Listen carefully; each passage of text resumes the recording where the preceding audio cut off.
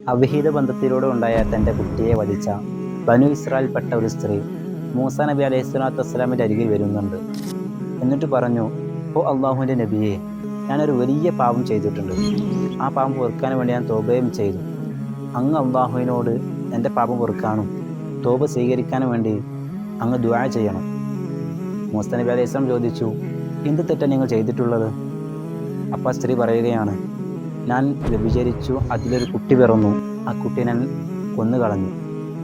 ഇത് കേട്ട് മൂസാ നബി അലൈഹി സ്വലാം ആ സ്ത്രീയെ അവിടുന്ന് പറഞ്ഞയക്കുകയാണ്. ആ സ്ത്രീയുടെ തെറ്റ് കാരണം ഇവിടെയുള്ള ജനങ്ങളെല്ലാവരെയും ആകാശത്തു നിന്നുള്ളൊരു തീ കൊണ്ട് കരിച്ചു കളയും. അത്രയും വലിയ തെറ്റാണ് ആ സ്ത്രീ ചെയ്തിട്ടുള്ളത്. വലിയ വിഷമത്തോടെ ആശങ്കയോടെ ആ സ്ത്രീ മടങ്ങിപ്പോയി. അപ്പോഴാണ് ജിബ്രീൽ അലൈഹി സ്വലാത്തു വസ്സലാം മൂസാ നബി അലൈഹി സ്വലാമിൻ്റെ അരികിൽ വന്നുകൊണ്ട് പറഞ്ഞു, ഓ മൂസ, അള്ളാഹുവിലേക്ക് തൗബ ചെയ്ത് മടങ്ങിയ സ്ത്രീയെ പറഞ്ഞയക്കുകയാണോ? ഈ പാപത്തിലേറെ എത്രയോ വലിയ തെറ്റ് ചെയ്തവരുണ്ടല്ലോ. മൂസാ നബി അലൈഹി സ്വലാം ചോദിച്ചു, ഇതിലേറെ വലിയ പാപമോ? അതായത് മനഃപൂർവ്വം നിസ്കാരം ഉപേക്ഷിക്കുന്നതാണ് ഈ സ്ത്രീ ചെയ്ത പാപത്തെക്കാളും ഏറ്റവും വലിയ പാപം.